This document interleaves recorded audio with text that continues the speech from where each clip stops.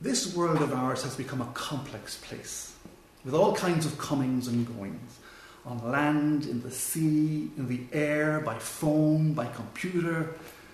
To work, it needs organisation, and organisations are powerful. That leaves us, as individuals and families and neighbourhoods, exposed and vulnerable, which is why all this complexity needs regulation. Now, most of these regulations are made in Brussels. They can be a nuisance. But if we think it's difficult now, it's nothing to what it would be if every country had its own rules about telecommunications, toxic waste, consumer protection, and so on. The trade between different parts of Europe, on which so many livelihoods depend, would become very difficult indeed. And the familiarity, which we now take for granted, not just with our European neighbours, but with our American neighbours too, would be damaged. Yet people are disturbed by this complexity. They want to know who is in charge, and repeatedly they are told, it's Brussels. Brussels is in charge. It's not us. They turn to their governments and say quite reasonably, we did not elect Brussels. We elected you.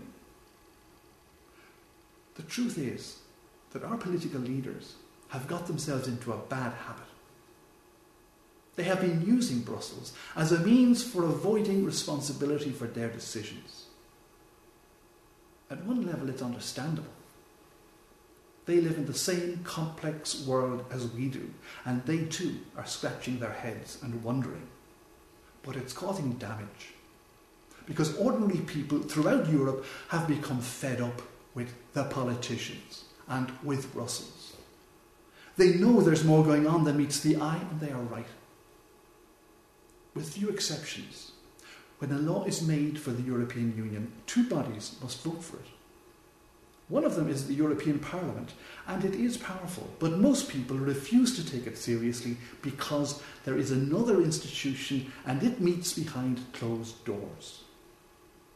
Wherever there are closed doors, people refuse to take things at face value. They wonder. They want to know what's happening in there. In a way, what is happening is very simple. Our elected governments are making laws in our name. What makes it disturbing is that they then come home and tell us that it all happened in Brussels. They have been doing this for a long time, and they know it can't continue. It even looks as if they have a bad conscience about it, because there is no other way of explaining Article 117.8 of the Lisbon Treaty. This article states that the Council, the meetings of ministers which vote on European laws, shall meet in public when it deliberates and votes on a draft legislative act. This is a very significant change in the way that the European Union works.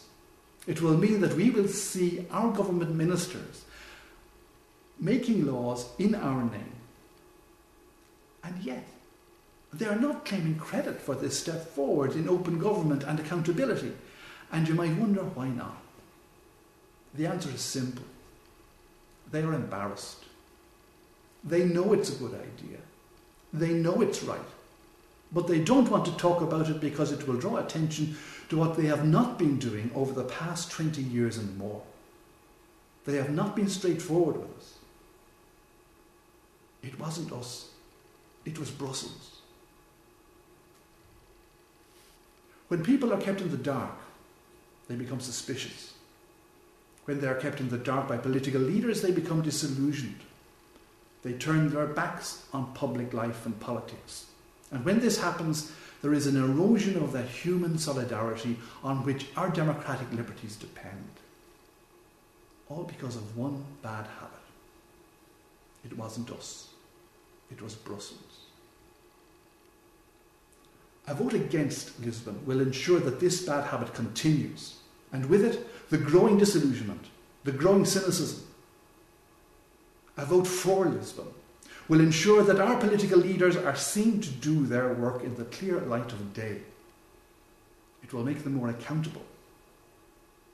That will be a good day for democracy, a good day for liberty. That's why a vote for Lisbon is a vote for our democratic way of life, a vote for open government.